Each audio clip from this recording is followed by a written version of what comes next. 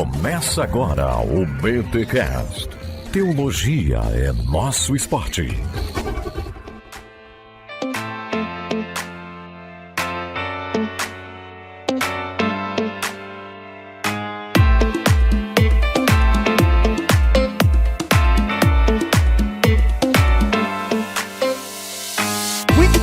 Muito bem, começa mais um BTcast de número 520. Eu sou o Rodrigo Bibo e este BTcast tem o apoio dos Illuminati. E aí, gente, eu sou Leonardo Cruz e nesse BTcast trazemos informações do nosso repórter Alex Jones. Olá, eu sou Igor Sabino e os judeus não governam o mundo. Olá, eu sou Victor Fontana e teoria da conspiração é coisa de quem não tem o que fazer. Oi, aqui é o Marcelo Cabral e eu acredito que inteligência artificial foi usada na abertura desse podcast. Gente, estamos aqui em mais um daqueles episódios que o Bibotalk traz até vocês, que é assim, gente, ouça com cuidado, ouça anotando, faça as pesquisas e é isso, é aquele episódio de explodir a cabeça. E sim, tem gente que não vai gostar, a gente já sabe disso, mas tem pessoas que precisam das informações que nós vamos estar trazendo aqui para poder, às vezes, desarmar uma ou outra conspiração que surge e que no fundo não leva a lugar nenhum. Sabe para onde ela leva? Para outra conspiração, e assim as pessoas ficam numa espiral de conspirações e isso não tem valor para nossa vida aqui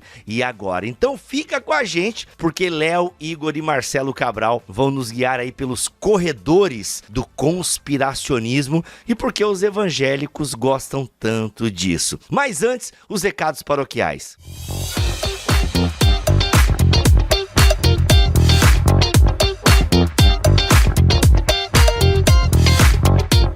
Nos recados paroquiais dessa semana, galera, é o seguinte, vou promover uma imersão chamada Fábrica de Ídolos. Olha só, vamos passar 2 dias discutindo sobre as idolatrias do nosso coração. O que é idolatria, biblicamente falando? Como a idolatria se manifesta no nosso tempo hoje? Quais são os ídolos do nosso coração? Quem são esses falsos deuses? Vão ser 2 dias dessa imersão, que vão acontecer quando? Qual será a data dessa imersão? Se liga, vai ser no final de setembro, nos dias 26 e 27 de setembro, a partir das 21 horas. Eu e você, dia 26 e 27 de setembro, a partir das 21 horas. Gente, o primeiro lote já está liberado e ele vai até o dia 18 de setembro, tá bom? O primeiro lote garante aí um valor mais baixo para esses 2 dias de imersão, falando sobre idolatria. O que é idolatria biblicamente falando, como ela se manifestou nos tempos bíblicos, como ela se manifesta hoje. Vai ser um papo muito legal. 2 dias intensos, mergulhados no tema da idolatria, tá bom? Dias 26 e 27 de setembro, às 21 horas. São 2 encontros que serão filmados. Você vai ter acesso depois a essas aulas, tá bom, Bibo? Eu até consigo participar do primeiro dia, mas não consigo do segundo. Pode adquirir que você vai ter acesso depois a essa aula aí de mais de 2 horas tratando sobre esse tema da idolatria. Vem aí a imersão Fábrica de Ídolos. Garanta o seu acesso no primeiro lote. O link, caso você queira, tá? Tem um grupo que a gente tá esquentando a galera aí. O link tá aqui na descrição deste BTcast. Então você entra no link que está na descrição deste BTcast aqui, você vai cair num grupo do WhatsApp e vai receber um zap também aí do Gabriel, que tá me ajudando a administrar essa imersão, beleza? E aí lá você vai poder saber valores, os links, tudo certinho. Então vem pra essa imersão que vai ser sensacional, tá bom? Link aqui na descrição deste BTcast 520 em bibotalk.com ou aqui no YouTube também. Valeu. No Spotify. Não conseguimos botar link no Spotify. Eu não sei porquê, gente. Já tentamos arrumar de tudo quanto é jeito. E é isso. Link é em bibotalk.com ou no YouTube, beleza?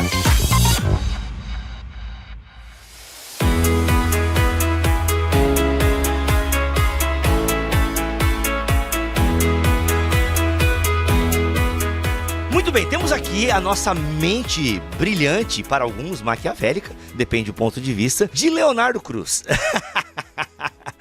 O nosso jovem que sempre traz aquelas pautas de explodir a cabeça. Sabe que até hoje eu recebo comentários do nacionalismo cristão, né, Léo? E a culpa é tua. Também recebo, nem todos muito bons.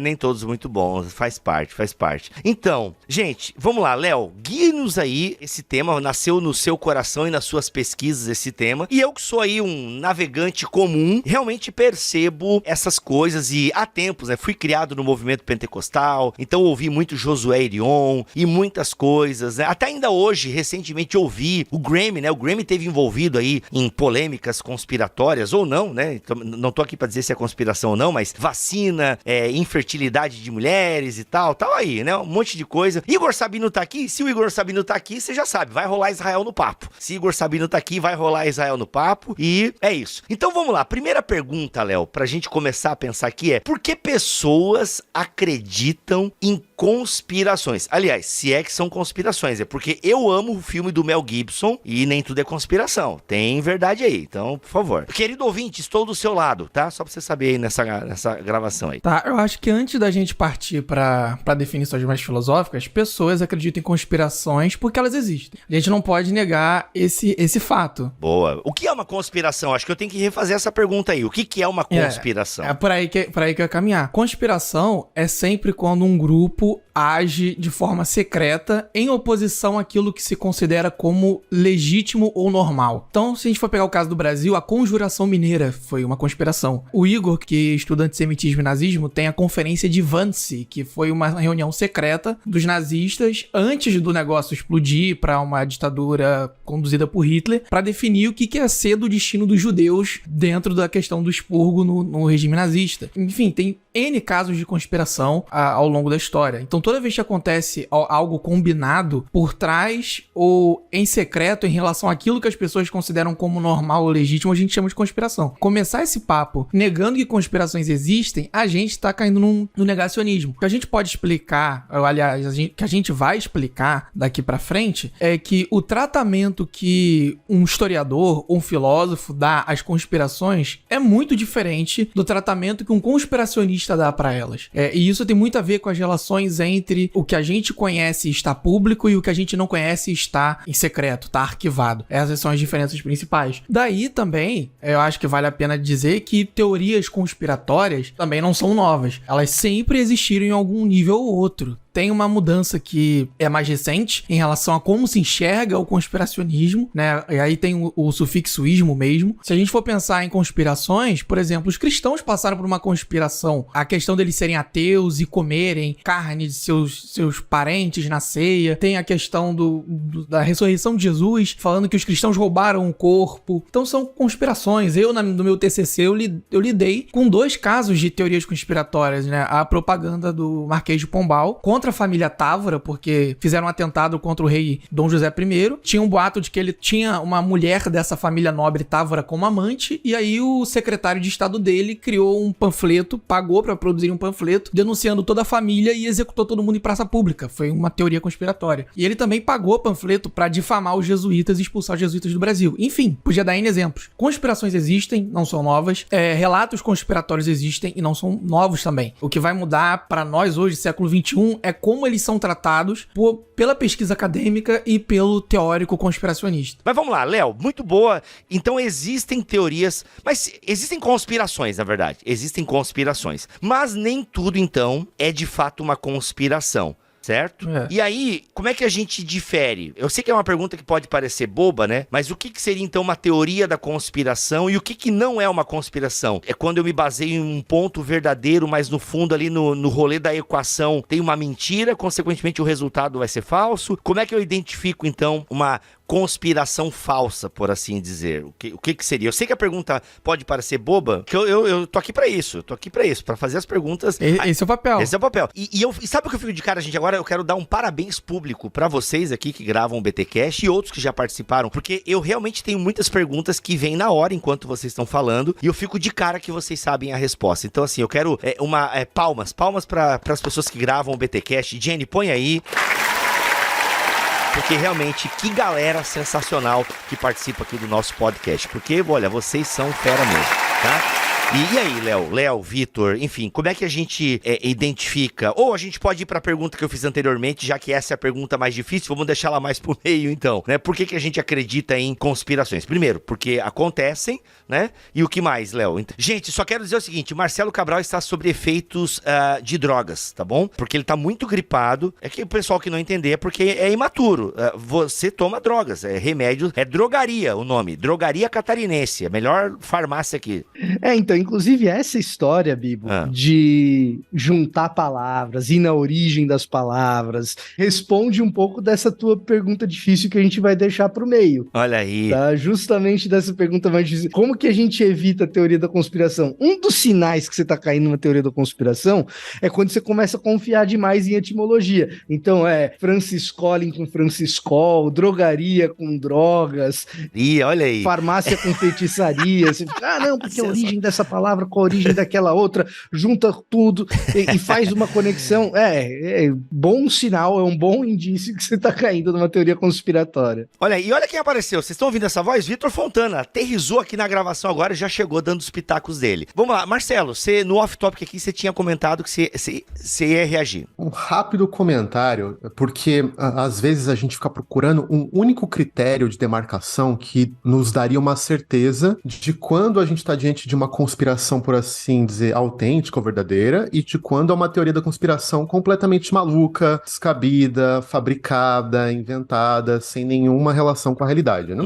E um dos pontos, eu acho importantes, é que não existe um único critério. Eita, então, olha aí, eu gostei do que o Vitor falou, porque ele falou, isso aqui é um alerta, né? Quando as pessoas começam a apelar muito para a raiz das palavras. Então, eu acredito que o que nós podemos encontrar é um conjunto de sinais ou alertas. Olha aí o filme Sinais, um dos favoritos do Bibo. É um conjunto de sinais que nos alertam para isso aqui é possivelmente uma teoria da conspiração, sem pé nem cabeça, fabricada para fins escusos. Então, deixa eu dar para você um alerta importante. É quando um certo grupo promete um conhecimento secreto e você fala assim, tá bom, então me diz qual é esse conhecimento secreto. Daí eles falam, não é assim fácil entender. Você tem que ter paciência e tem que passar por certos passos ou por certos processos cognitivos para aí sim vislumbrar esse conhecimento.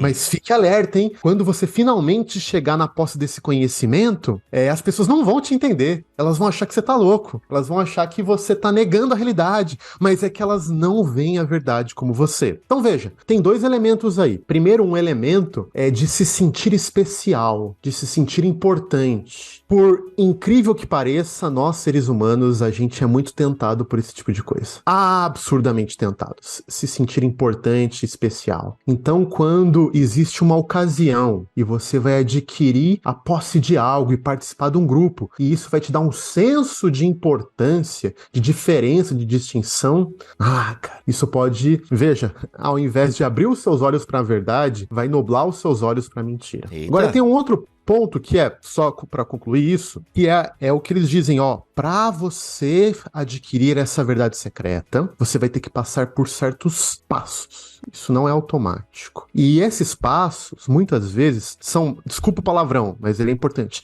métodos de decodificar a evidência. Então, só vou dar um exemplo e passo a palavra para não ficar um palavrão. Lembrem aí de uma das teorias da conspiração mais famosas do século XX, que foi aquela, muito difundida, de que foi o próprio governo norte-americano responsável pelos ataques de 11 de setembro. Mas isso é claro. Meu Deus, tu não viu os vídeos? O míssil, mano. Exatamente. Então, veja, eu disse que são métodos para decodificar a evidência. Então, o que é, cara? São métodos malucos. Olha aqui a cor do avião. Olha a rota que o avião pegou. E começa a apelar para métodos de decodificar a evidência que, no fundo, ninguém testa, ninguém compara, mas a pessoa vai apresentando como se ela estivesse decodificando uma evidência para você que vai te levar ao conhecimento. Mas aquele documentário do Fahrenheit, não, qual é o nome do documentário do Moore lá? Como é que é o nome daquele cara? Roger Moore, não? Michael Moore. Mano, assim, é louco, maluco. É louco. A forma com que... Eu tenho a explicação disso. Então me ajuda, Igor. É louco, mas lembrando assim, né, que por mais que tenha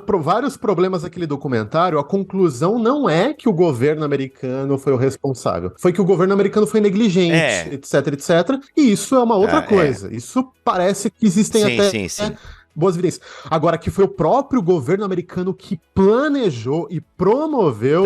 Mas, gente, o meu ponto não é super focar nesse caso específico. É só pra dizer dessa característica. Que eles vão apresentar um método pra decodificar a evidência, um método muito particular, que você vai ter que aceitar esse método deles pra então chegar nessa, com aspas, verdade secreta desse grupo, que você pode então possuir. Desculpa, é que ele parece ser legal. Tipo Senna que levou um tiro, né? E por isso que bateu na curva. Essa eu vi também, achei bem legal. Que tu vê um flash assim, né? Já vi essa. Cara, essa eu não conhecia. Essa você vê um flash. Mas enfim. Então, gente, é o seguinte, eu sei que você deve estar pensando agora nas Torres Gêmeas, e o Marcelo tá certo, a gente não tá aqui pra discutir esse fato. Ele só levantou. E é que assim, sabe qual é o ponto, antes de vocês falarem? Porque como eu tô fazendo o papel do público aqui. É porque as conspirações, primeiro, como o Léo falou no começo, elas existem. Então isso, assim, deixa a gente um pouco vulnerável, muitas vezes, diante das informações. E quando tem uma teoria da conspiração falsa, ela tem elementos verdadeiros ali, né? Ela levanta algumas perguntas que fala, mano, faz sentido isso, né? Olha só essa luz aqui, olha como é que os prédios caíram. Olha, cadê o avião que atingiu o Pentágono? Cara, como realmente parece um míssil que tá atingindo o Pentágono e não um avião. E aí, de fato,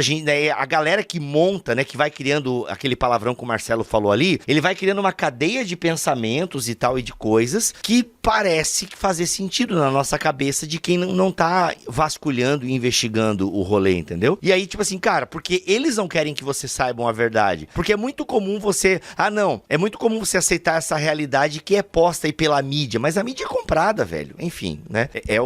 Então parece fazer mais sentido a gente acreditar numa parada que é meio fora do padrão, entendeu? Tipo, caramba, porque a verdade, ela vai deixar a gente horripilado. Sabe por quê? Porque a turma não é crente, Bibo. Eita.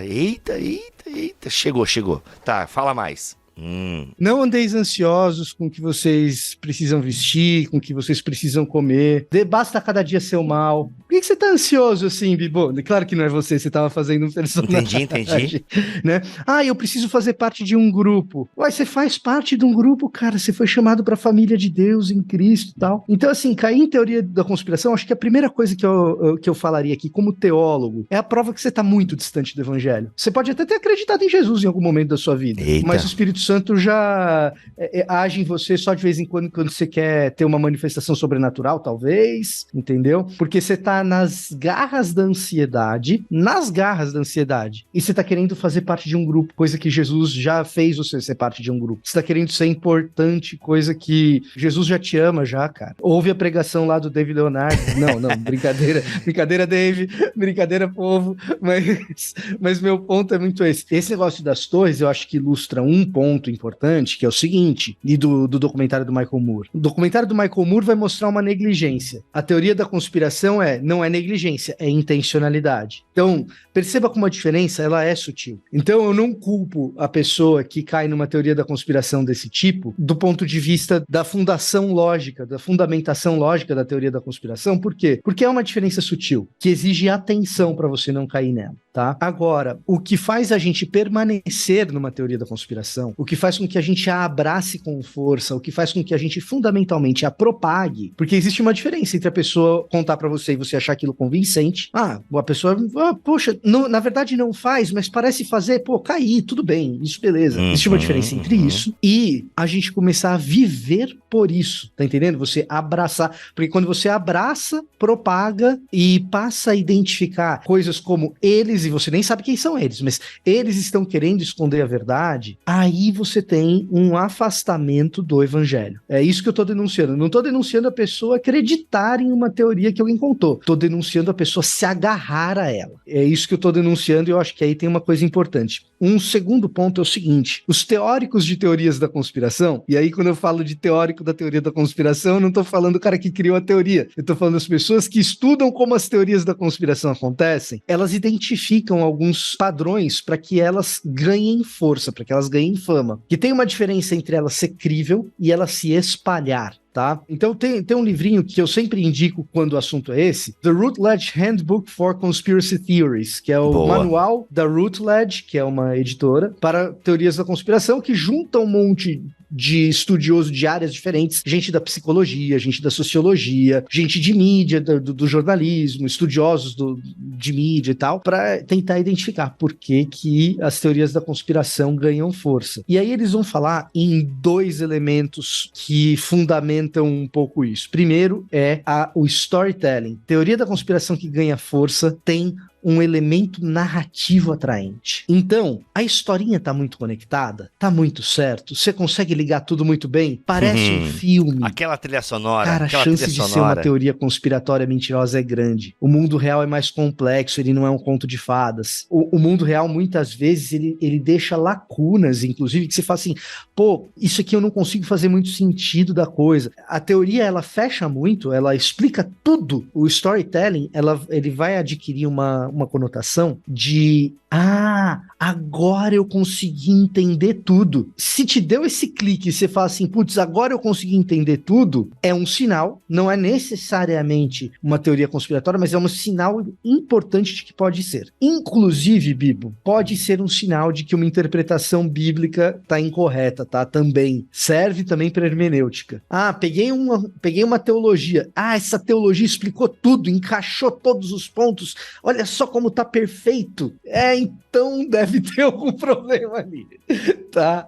E o segundo fator, fora do storytelling, é a argumentação. Teorias da conspiração que pegam e que são transmitidas, elas dependem de um alto índice de concordância entre quem conta e quem recebe. Então, quando eu tô contando e eu consegui te enredar no storytelling, você já tá acreditando na historinha que eu tô contando. Se o encadeamento lógico da minha argumentação te convence, isso vai fazer com que você fique mais propenso a propagar para frente, a passar para frente isso. E aí o que acontece? Teorias da conspiração que pegam em cheio, elas vão contar com silogismos. E geralmente uma cadeia extensa de silogismos. O que é uma cadeia extensa de silogismos? Eu pego uma premissa que você acredita. Então, por exemplo, eu monto todo um cenário que eu mostro para você que teve negligência do governo americano no 11 de setembro. E aí tem um monte de premissas, encadeamentos lógicos que fazem sentido. Pô, já fiz o storytelling, encadeamento lógico tá fazendo sentido na sua cabeça, é fácil eu dar mais um passo. E aí eu pego esse encadeamento lógico, que é uma hipótese. Pô, houve negligência do governo americano? Pô, é uma hipótese. Putz, é uma hipótese muito bem fundamentada, mas é uma hipótese, beleza. E aí eu transformo essa hipótese muito bem fundamentada numa premissa real, que é diferente uma hipótese bem fundamentada de uma premissa real. E eu junto ela com outra hipótese bem fundamentada, eu falo assim, olha, se isso e aquilo, portanto aquilo outro. E eu transformo esse meu portanto, que já é segundo silogismo, em uma premissa muito bem fundamentada. E eu falo, se esse portanto aqui é verdade e aquele ali também, juntos os dois, portanto aquilo outro. E no terceiro, quarto portanto, que lá no começo era algo provável e bem fundamentado, no terceiro ou no quarto silogismo, já é conjectura a respeito do sexo dos anjos, ou, para usar um termo que eu amo... Sexo dos reptilianos. Exato. E para usar a expressão que eu mais amo, que eu aprendi recentemente, é perguntar de qual borda da Terra plana que a gente quer saltar. Sobre isso, Fontana, eu acho que uma outra característica também que é muito interessante sobre as teorias da conspiração é que elas são baseadas em fato que é real. Então, a gente vai pegar algo que existe, que é concreto, e a partir disso começam essas conjunturas. Eu lido muito com isso porque eu acho que a maior parte das questões de relações nacionais sempre tem uma teoria da conspiração. E nesse caso aí que foi dado, do 11 de setembro, é interessante a gente perceber como que muitas vezes essas teorias da conspiração elas surgem devido a uma falta de conhecimento sobre a epistemologia, sobre como que o conhecimento ele é produzido nas relações nacionais. Por exemplo, no caso do 11 de setembro, qualquer pessoa que estuda análise política externa nos Estados Unidos sabe que existem várias agências de inteligência no governo americano. E nem sempre elas cruzam dados entre si. Então a coisa mais comum do mundo é isso, é de que um atentado ele não consiga ser evitado a tempo por conta dessa falta de cruzamento de informações. Mas quantos outros atentados eles não são evitados porque consegue haver o cruzamento de informação? É interessante isso, como que qualquer coisa política internacional ela pode gerar uma teoria da conspiração.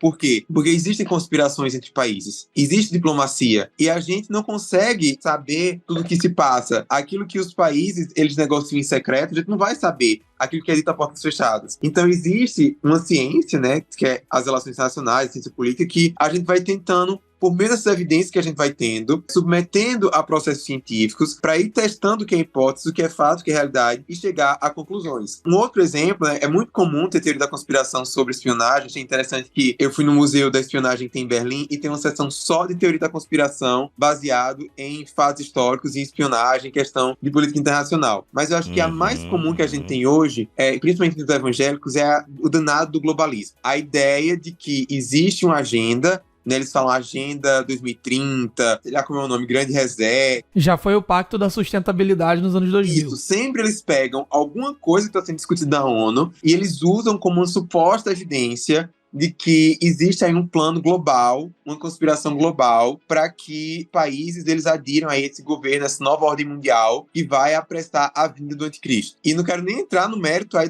da exegese, da escatologia, da leitura da Bíblia, mas na própria ignorância, né, realmente, sobre o poder, como é que essas organizações elas funcionam. Eu lembro que teve um caso aí que disseram que o anticristo vai vir porque colocaram uma estátua de um leopardo na ONU, na Assembleia Geral da ONU. E é interessante porque a gente para ver, a ONU só faz o que os países querem que a ONU faça. Então, essa ideia de que há o globalismo, a ONU toda poderosa. Gente, se a ONU fosse tão poderosa assim, metade dos conflitos que existem no mundo nem existiam. A ONU não impediu os Estados Unidos de intervir no Iraque. A ONU não é capaz nem de impedir que o Putin invada a Ucrânia. Então, se existisse essa grande conspiração da ONU, essa governança global, como as pessoas falam, a maioria dos problemas do mundo não existiriam. Eles teriam sido já resolvidos. Então, essa falta, muitas vezes, de conhecimento de como que as coisas funcionam, e ao invés de tentar fazer um esforço, descobrir como as coisas funcionam, eu pego aquele conhecimento que é mais fácil e que está sendo geralmente propagado por alguém que eu acredito, por alguém que tem a mesma ideologia que eu, por alguém que tem os mesmos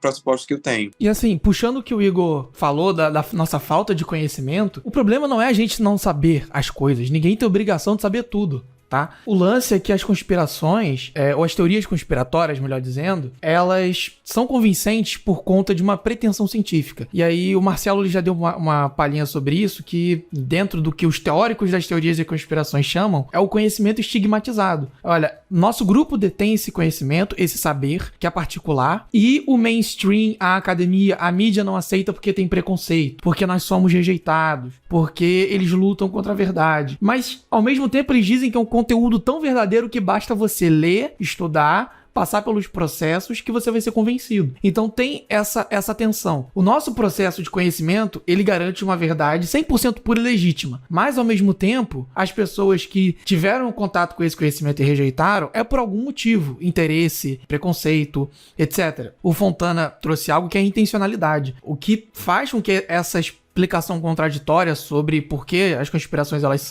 não são tão bem recebidas, é porque, na verdade, se a pessoa ela não está sendo enganada, ela tem a intenção de enganar. É sempre um jogo de soma zero. Ou alguém está sendo controlado pela conspiração, ou alguém está colaborando para a conspiração. Por isso que sempre que aparece uma resposta que visa refutar ou corrigir erros de conspiração, é porque a mídia é comprada, é porque a universidade doutrina, porque isso e aquilo. Resumindo, pensa num cara que toda vez que tá vendo seu time jogar e o time perde, a única explicação dele é que o juiz é ladrão. O juiz pode ser ruim, ele pode fazer escolhas no campo que você pode julgar errada, mas você presumir que toda vez que seu time perde é porque alguém botou um dinheiro na conta do juiz, não faz sentido. Pode acontecer, como aconteceu na máfia do apito, no escândalo do Calciopoli lá na Itália, mas isso não explica o resultado de todos os jogos de futebol que acontecem na humanidade. O que rola nas conspirações é isso. Toda vez que alguém nega a conspiração, é porque o juiz é ladrão. É porque a pessoa, ela ou tá sendo enganada ou ela tá querendo enganar. A gente passa por um ponto que é crucial e volta pro que o Igor explicou da ONU. Por que se tem essa expectativa tão grande de que a ONU tenha poder para resolver as coisas? É porque as conspirações, elas passaram por uma virada nos anos 80, em que elas trabalharam a sua retórica para parecer uma teoria da história. Antes disso, o que se tinha de relatos de conspiração são de dois autores antigos. O primeiro deles é Salustio, um historiador romano, que ele vai, depois que César é morto, ele volta para a cidade dele, que é Nápoles. O cara tá sem emprego, e ele era do partido de César, que era reformista, Júlio César. Então ele vai falar de uma história de uma conjuração, de uma conspiração contra a República, que aconteceu antes da morte de César, que é a conjuração de Catilina, e a partir da conjuração de Catilina, ele vai tentar inferir que o Senado romano estava cometendo uma conspiração contra o povo, porque ele estava agindo fora da lei, fora dos seus limites estabelecidos. E aí esse relato do Salustio para além de contar a história, ele se propõe a traçar um perfil do conspirador. Então ele vai falar que o conspirador é sempre alguém que quer o poder pelo poder, a propriedade material, riqueza, não satisfaz o conspirador, as coisas são sempre em oculto, em secreto, e os inimigos públicos, eles estão sempre alinhados. Então o conspirador Catilina, ele tinha aliança com os gauleses e com outros senadores contrários à maioria do Senado romano. Então essas estratégias dos conspiradores que o Sallusto coloca vão se tornar um padrão para relatar conspirações depois. E tem um caso mais para a Idade Média, que é o de Procópio de Cesareia. Ele foi conselheiro do imperador Justiniano. Quando Justiniano morre, ele fica extremamente decepcionado com as campanhas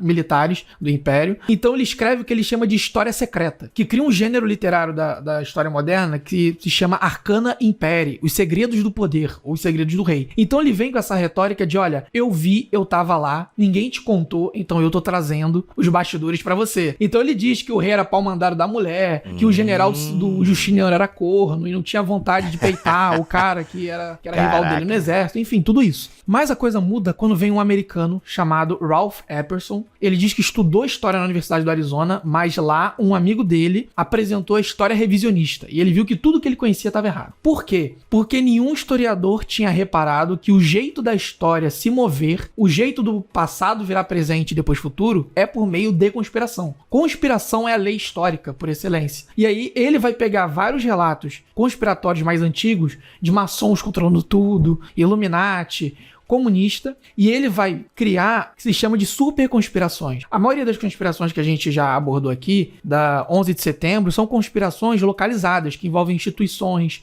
um evento particular. O que o Epperson vai fazer é dizer que existe uma conspiração pelo controle da história, pelo controle do destino da humanidade. E no caso dele, se os Estados Unidos e os cristãos têm um papel importante nesse controle da história. Se a gente não agir, o comunismo e Satanás vai tomar o controle da história. Eita, peraí, agora tocou num ponto aí, mano, que isso aí é meio que solo comum, infelizmente, em muitos evangélicos norte-americanos e brasileiros, né? Que aí a gente vai ter que falar um pouquinho mais sobre isso aí, porque vão ter que se...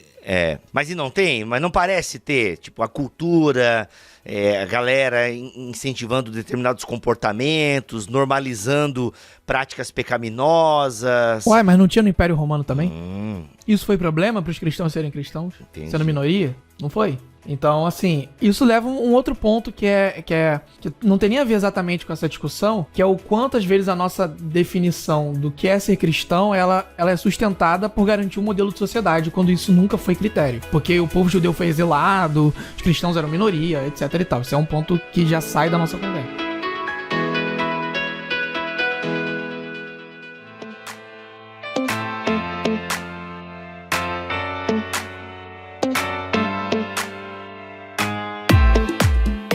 Léo, é que tu tocou em vários pontos aí, porque, eu quero que vocês expliquem pra mim, então, algumas coisas. Eu acho que foi o Sabino que falou em nova ordem mundial. Isso é algo que a gente ouve bastante falar, né? Nova ordem mundial. Eu não quero nem falar da nova era, que eu acho que daí já é uma outra parada. Cara, às vezes tem a ver. Mas, tem a ver. Não, sempre tem uma ligação, entendeu? Mas, nova ordem mundial, marxismo cultural é outra parada que a gente ouve constantemente entre os evangélicos, e essa ideia, assim, é como se tem uma massa, existem pessoas, organizações que estão com a intenção de dominar a narrativa e construir um estilo de vida e preparar o terreno pro anticristo. No fundo, meio que vai cair nisso, entendeu? Então, assim, a gente vai falar disso porque, pra mim, isso é uma das grandes teorias da conspiração, se é que é, né? Eu confesso ter dúvidas, porque às vezes parece fazer sentido, mas assim, entende? Porque... Não, eu já ouvi até de pessoas, assim, bem instruídas, coisas que parecem teoria da conspiração e, né, conversando aí com alguns amigos, parece realmente ser teoria da conspiração, mas gente séria, bem gabaritada e tal. Então, é meio complexo mesmo, né? É um pouco, assim, não é tão simples, infelizmente, né? Tanto que pessoas, né, com certo rigor acadêmico, às vezes acabam espalhando uma ou outra teoria da conspiração, porque, enfim. Mas vamos lá, vamos falar de nova ordem mundial agora, Léo? Ou tem alguns prolegômenos ainda? Eu quero nova ordem mundial, controle. Vamos. Tem um prolegômeno que precisa, porque eu vou trazer o Igor Sabino pra essa tabela, porque um outro sinal de teoria da conspiração, que é muito forte, é de que existe uma elite podre de rica controlando tudo. Judeus, claro. Exatamente. Por exemplo, no século XV, na Espanha, teve uma carta falsa dos judeus de Constantinopla. Essa ideia era de que banqueiros judeus de Constantinopla estavam financiando o movimento no período da Reconquista Espanhola para que o cristianismo não se tornasse prevalecente, o cristianismo latino não se tornasse prevalecente na Espanha. E essa carta ela foi forjada para acelerar o processo de aprovação na municipalidade de Toledo do que a gente chama de estatutos de sangue, que a gente explicou na BT Week sobre racismo, que é daí que vem o conceito de exclusão racial aqui no Brasil. Que existe um critério de classificação de quão puro é o seu sangue ou não, dependendo da sua ancestralidade, e isso deveria marcar o seu lugar na sociedade. Obviamente tinha furos e as pessoas conseguiam fraudar, mas o estigma fica. Mas o ponto aqui é, essa noção... Não, peraí, eu só quero uma pausa, porque, cara, judeus de Constantinopla já é um baita nome, né? Já não é, olha que nome, judeus de Constantinopla. Mano, eu acredito já, fala esse nome aí, eu já... Mano, me conta que eu tô acreditando, vai. E se você já tá numa sociedade que não gosta muito do judeu, por conta do libelo de sangue, achar que o judeu pega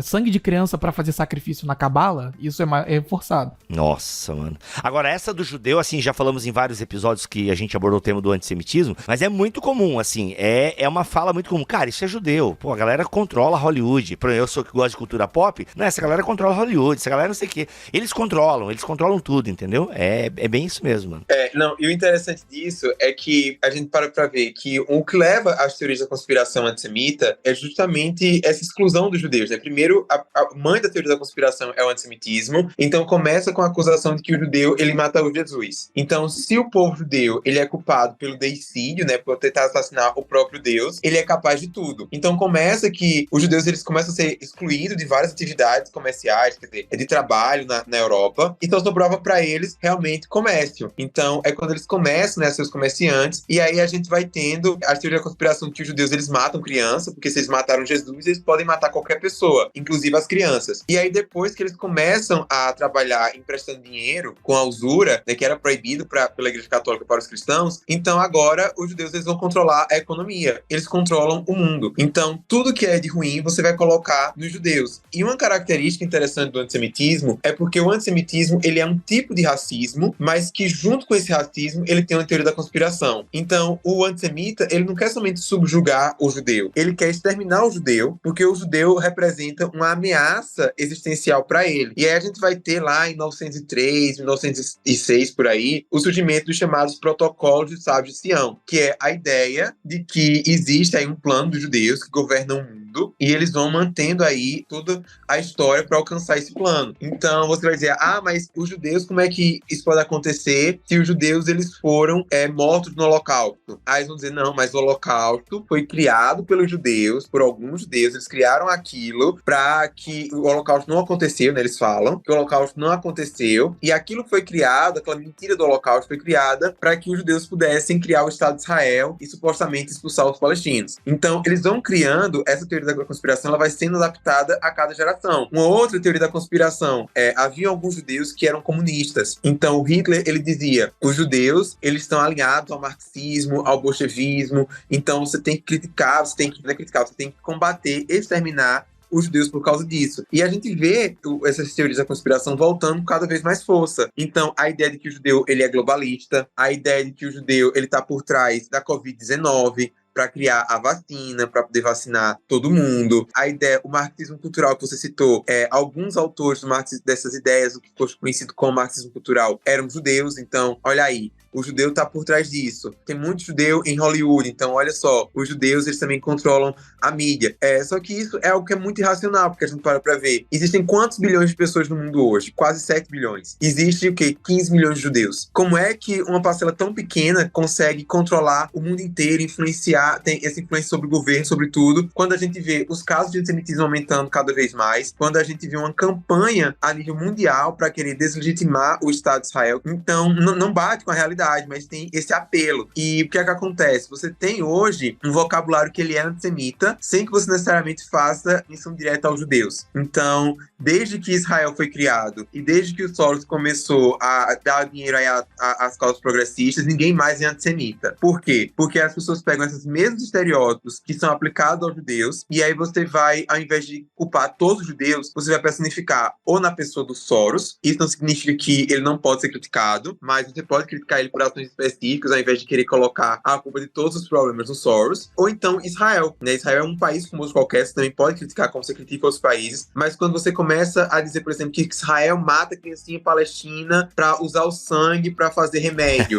usar os órgãos pra fazer remédio, isso é libelo de sangue sendo reciclado. Então, o Olavo de Carvalho, por exemplo, ele dizia claramente, existe o protocolo do Estado de Sião, são corretos, o único problema é porque ele diz que a culpa é dos judeus, é uma outra elite. Só que aí a gente começa a ver a criação, até mesmo de pessoas que dizem apoiar Israel, de um antissemitismo aceitável, que é aquela ideia de que os Soros, outros judeus de esquerda, judeus que não são religiosos, eles fazem parte da sinagoga de Satanás, né, o termo bíblico lá de Apocalipse 2, eles querem acabar o cristianismo, eles querem acabar com a família, eles querem promover o aborto, a homossexualidade e por aí vai. Isso é tão sério, pra você ter noção, desde que o Kanye West ele começou a falar nessas ideias deles de louvar Hitler, de falar de sinagoga de Satanás, né? O Kanye West, ele tem, só no Instagram, ele tem 30 milhões de seguidores, né? O dobro da população judaica. Desde que ele começou a falar coisas contra os judeus, houve um aumento exponencial no número de menções ao termo sinagoga no Twitter. E 20% dessas menções do termo sinagoga era falando de sinagoga de Satanás, teorias da conspiração e usando a Bíblia para justificar a teoria da conspiração. Então, o buraco é bem mais embaixo. Infelizmente, a teoria da conspiração está se tornando aí um elemento comum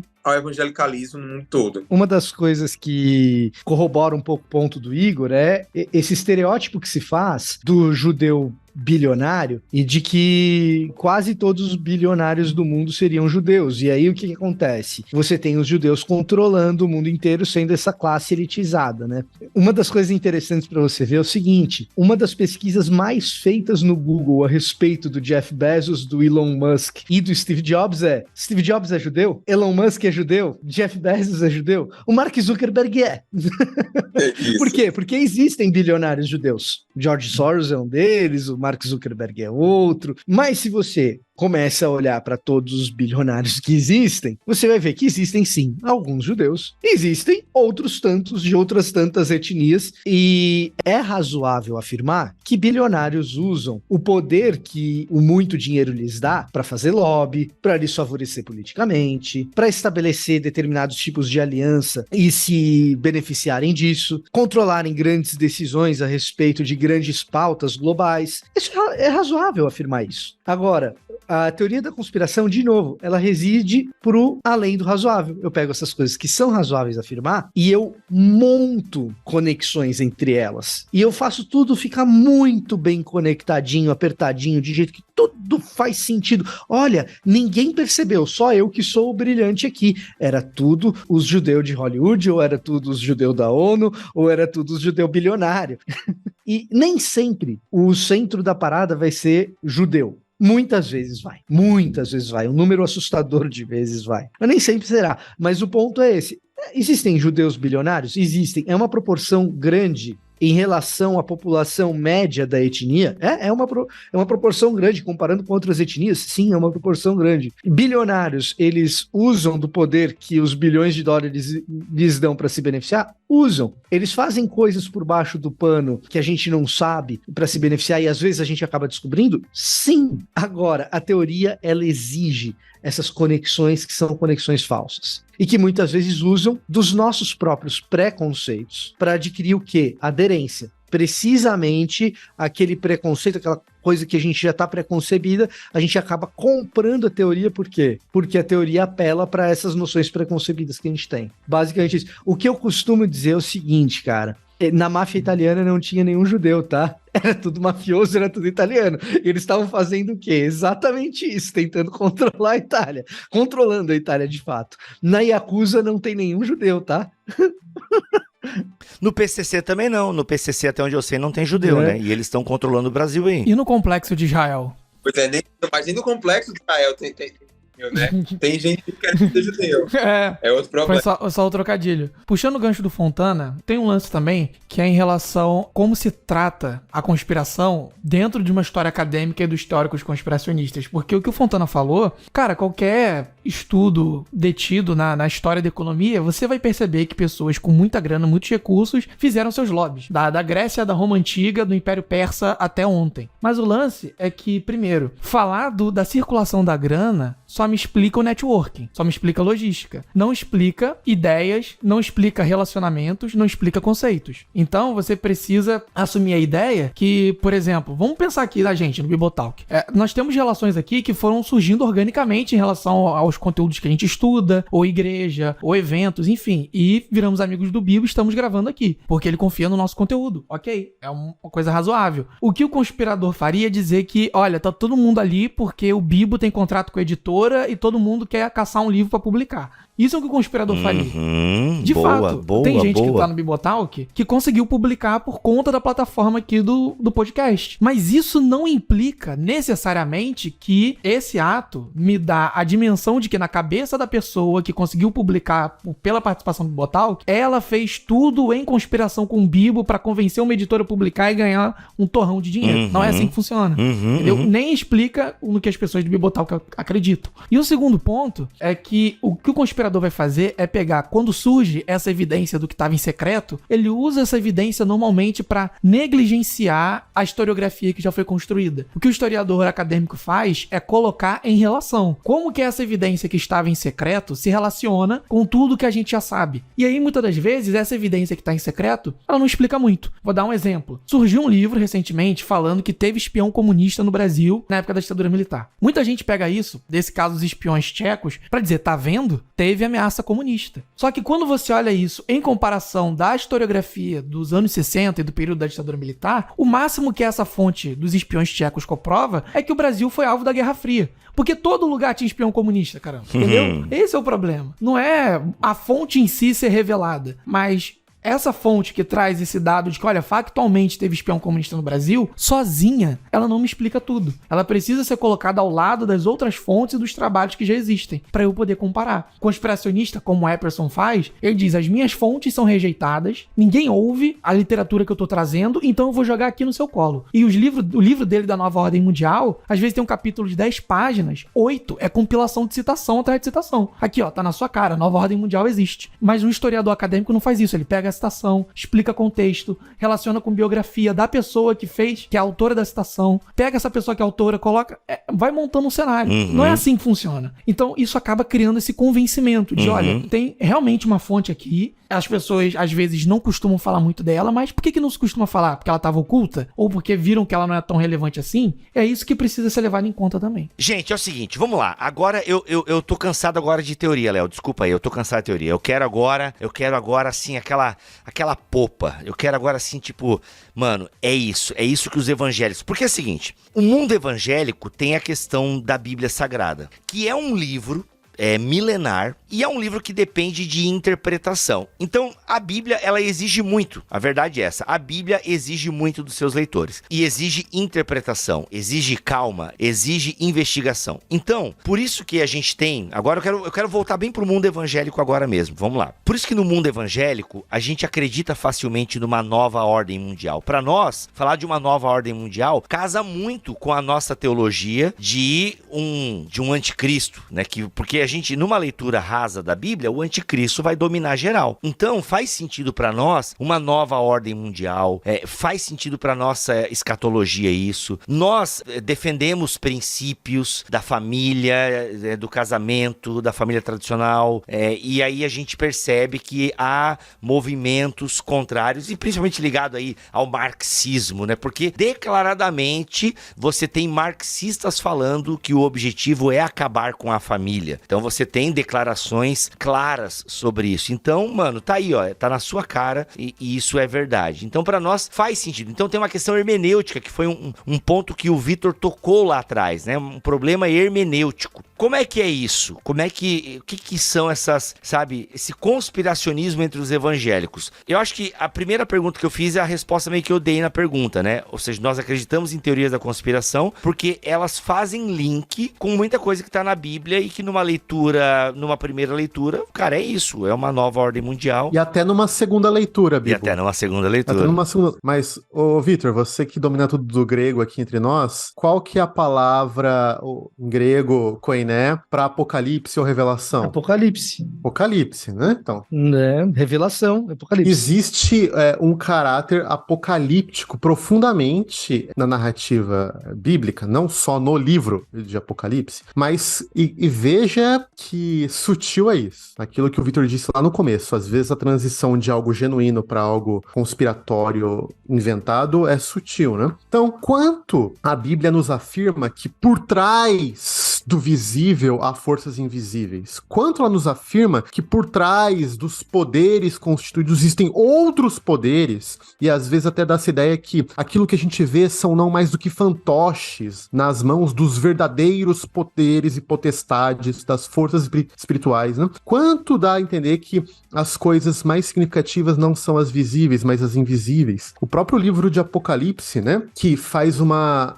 série de referências da Roma do século I, com a Babilônia do século V a.C., referência até o Egito de 1000 e poucos anos antes. Vejam aí, existem forças poderosas que a maioria das pessoas não está enxergando diferente e você precisa ter os seus olhos descortinados para discernir isso. Isso é teologia. E ela não está errada. A questão é como isso é transferido para os vários casos que a gente está aqui levantado. Então vamos lá, vai. Existe uma diferença que a gente precisa colocar aqui entre o que é a literatura apocalíptica e o que é a escatologia que está na cabeça do evangélico médio, tá? Então, o que é a literatura apocalíptica? Literatura apocalíptica é um estilo de escrita que surge dentro do judaísmo do Segundo Templo. Então, para quem acompanha a Bibliotalk, já sabe de cor o que é judaísmo do Segundo Templo. Mas, se de repente você está vendo esse podcast, está aterrissando no BTcast pela primeira vez, o judaísmo do Segundo Templo é aquele tipo de fé judaica extremamente plural, heterogênea, que surge a partir da reconstrução do templo quando o povo volta da Babilônia. Então você tem lá Zorobabel, Esdras construindo o templo novamente, o templo que tinha sido destruído pela Babilônia, o templo de Salomão que tinha sido destruído pela Babilônia, agora você tem o templo de Esdras, você tem uma ressurgência da espiritualidade naquele momento, da espiritualidade judaica naquele momento, e dentro dessa ressurgência você tem uma série de respostas ao mundo, respostas judaicas ao mundo. O que era o judeu naquele período? O judeu era um povo que uma hora está sendo dominado pelos persas, outra hora está sendo dominado pelos seleucidas e outra hora está sendo dominado pelos romanos. E é um povo bem pequenininho, com pouquíssima expressão militar, com pouquíssima relevância econômica do ponto de vista global, no contexto global. Mas é um povo que crê no seu próprio excepcionalismo, que é um traço depois importante talvez para o Igor e pro Léo tratar. É um povo que crê bastante no seu excepcionalismo. O que acontece? O judaísmo do Segundo Templo acredita que o judaísmo tem uma grande resposta para o mundo. Só que quando ele olha para o mundo, quem domina o mundo é Pérsia, quem domina o mundo são os seleucidas, que são macedônicos / gregos, quem domina o mundo é Roma, e quem nos domina são esses caras. Uma hora um, outra hora o outro. Quando o judeu tinha uma resposta para o mundo, e o rei era judeu, o que ele fazia? O rei é judeu, eu tenho uma resposta para o mundo, e o rei judeu está indo contra a resposta que Deus dá para o mundo. Eu mando um profeta enfiar o dedo na cara desse rei. E assim surge a literatura profética, que o crente conhece tão bem, ou deveria, certo? O que o profeta faz? O profeta, ele recorre à tradição dele, à tradição da Torá, a tradição do Pentateuco, e vai dizer pro rei, olha só, a lei diz isso daqui, você tá indo pra lá, vamos corrigir o rumo. Eis a literatura profética. Agora, o que você faz quando o rei, ele não é um rei judeu? É Roma, é a Pérsia, é os Seleucidas. Cara, não adianta você mandar um profeta ali só intervenção divina, porque ele nem crê na lei, ele nem crê na Torá, ele nem tem a mesma tradição pra qual a gente apela. A literatura profética que se transforma numa literatura que clama por uma intervenção divina é o que a gente vai chamar de literatura apocalíptica. Ora, se a gente crê numa intervenção divina, exemplo disso na Bíblia, Daniel, se a gente crê numa intervenção divina que vai interferir no reinado de reis estrangeiros, onde está a batalha? A batalha está no campo divino. Ela está, entre aspas, é isso que o Marcelo estava explicando, de por trás do pano, algo espiritual, algo nas regiões celestiais, se você quiser, tá? Então, isso é a literatura apocalíptica. O livro de Apocalipse é assim, Daniel é assim, sim. Em alguma medida, os profetas do pós-exílico, né, a gente está falando aqui de Zacarias, de Malaquias, de Ageu, eles carregam um pouquinho dessa tônica, e você tem uma série de literaturas apócrifas do período intertestamentário que também tem essa tônica da literatura apocalíptica, que vai ter esse lance. Você precisa de uma intervenção divina. O cristão vai entender o quê? Que você precisa de uma intervenção divina por meio do Messias, que é Cristo Jesus, tá? Aí esse Cristo Jesus, ele vem, ele morre, ele ressuscita, e Roma continua no poder. Então, onde fica essa intervenção divina? E o livro de Apocalipse vai precisamente tratar disso. Roma continua no poder, mas o verdadeiro rei é o Messias, é Jesus, o ungido. Por ser ungido, ele é o verdadeiro rei, certo? Beleza. Então, aí você tem essa tônica de algo que está acontecendo por trás dessa realidade que a gente enxerga. Por trás dessa realidade, que eu olho para o trono e eu enxergo César, existe uma realidade maior, que o verdadeiro trono, que é o trono do universo e não o trono de Roma. Quando João contempla os céus abertos, ele ouve a voz de milhares de anjos e milhões de anciãos louvando diante do Cordeiro que está no trono, o Cordeiro que foi morto porque ele é digno de receber o poder e não César. Então, por trás dessa realidade existiu. Tudo bem. Percebe como tudo isso que eu disse é diferente da escatologia comum do evangélico médio? E aí repousa uma parte do problema. Por quê? Porque a nossa escatologia comum evangelical média não faz esse resgate cultural de onde o texto se situou originalmente, exegético. E então a gente acaba ficando só com a mentalidade do por trás dessa realidade existe uma realidade espiritual, mas a gente não explica o que os autores bíblicos estavam pensando, como que eles estavam pensando. E aí quando a gente aplica a qualquer contexto indiscriminadamente por trás dessa realidade, existe uma outra realidade espiritual, eu preencho esse conteúdo do jeito que eu quero. Então uma hora o anticristo não vai mais ser Domiciano, César, o imperador, o anticristo vai ser o Papa. Outra hora o anticristo não vai ser o Papa, vai ser o Nicolai de Deixados para Trás. Ele tem que ser russo. Outra hora ele não vai ser russo, ele tem que ser judeu. Outra hora ele volta a ser russo, porque agora o Putin está invadindo a Ucrânia. Aí outra hora não é mais, acabou a guerra da Ucrânia, não vai acabar, mas tem um armistício na guerra da Ucrânia, não é mais tão relevante. Aí o anticristo passa a ser algum representante da esquerda. E aí eu vou preencher a linguagem apocalíptica com a escatologia que eu quero e que me interessa. Por quê? Porque o que o autor lá, o que João escreveu não interessa. O que tinha na cabeça de João não interessa. Interessa algo que explique todas as questões desse mundo numa só teoria, fácil de aprender e que me dê muitas visualizações. Afinal de contas, se eu faço um vídeo que vai dizer o seguinte, olha, gente, anticristo é o que sempre foi, Nero César, etc., eu vou ter 300 views, 600, 6 mil. Agora, se eu disser pra você que o chip já chegou e que a marca da besta não sei o quê, aí eu vou no Vilela. Aí eu vou lá no Vilela falar as maiores... Baseado em fatos reais esse comentário. É lógico que é baseado em fatos reais. Estou falando do Lamartine Pozella, pô. Não sou dissimulado. É isso não sou mesmo. Dissimulado. Entendeu? Eu dou nome e sobrenome, não é porque eu sou antiético, não. É porque eu tô descrevendo um processo aqui que é um processo conhecido, que as pessoas podem assistir e podem pensar, pô, será que ele tá falando do Lamartine? Sim, estou falando do Lamartine. Eu não tô fingindo que eu tô falando um cara pra depois dizer, não, veja bem, eu fiz só um comentário genérico, certo? Então, o que acontece? É claro, e pode ser que o Lamartine acredite em tudo aquilo que ele fala. Aliás, eu acredito que ele acredita, tá? Eu acredito que ele acredita.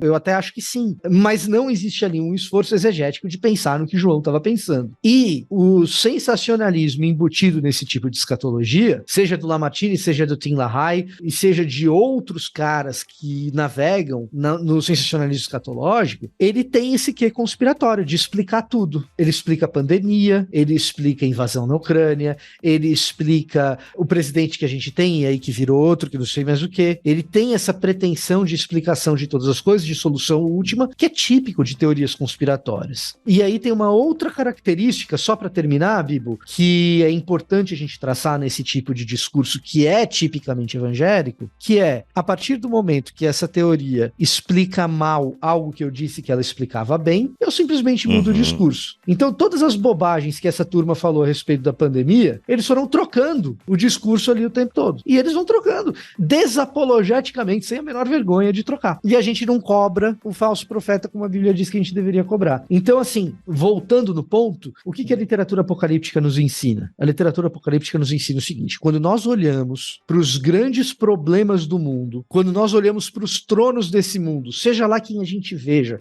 sejam os judeus em Hollywood, seja o Jeff Bezos que não é judeu, seja uma ameaça da esquerda, e cara, vamos falar de realidade, ameaças da esquerda existem, assim como existem ameaças da extrema direita, Viktor Orbán e essa Erdogan e essa turma toda aí que tem por aí no mundo, mas existe uma disputa sim pelo poder e por espaço que a esquerda quer ocupar. É natural do processo político que grupos políticos queiram ocupar um determinado espaço. Essas ameaças existem. Quando eu olho para os tronos e eu vejo nos tronos esses inimigos, quaisquer que sejam, o que a literatura apocalíptica nos ensina? Que Jesus Cristo está no verdadeiro trono. É isso que está por trás dos panos. A verdadeira realidade é essa. É isso que João está enxergando com os céus abertos. E então, toda ansiedade, toda vontade de ficar repassando vídeo de WhatsApp, de dizer que é absurdo, de se descabelar, de pensar para onde estamos indo ou a que ponto nós chegamos, tudo isso se desmonta quando a gente olha para a literatura apocalíptica com o olhar de João, o profeta,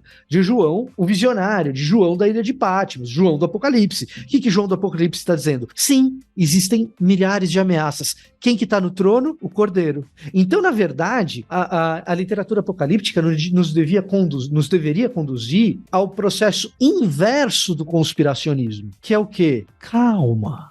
Adoração. Calma. Jesus Cristo não saiu do trono, não. Fica tranquilo. Ele é o verdadeiro rei. Então, é isso que está por trás do pano. O que está por trás do pano? Quando o céu se abre? Um monte de anjo adorando Jesus. Ele foi morto pelo Império Romano? Foi. E sabe o que é mais legal? Ele é adorado precisamente porque ele foi morto. Então, explicando aí um pouco da relação entre conspiracionismo e literatura apocalíptica, acho que a gente... e mais uma coisa, só uma última. A última do Victor.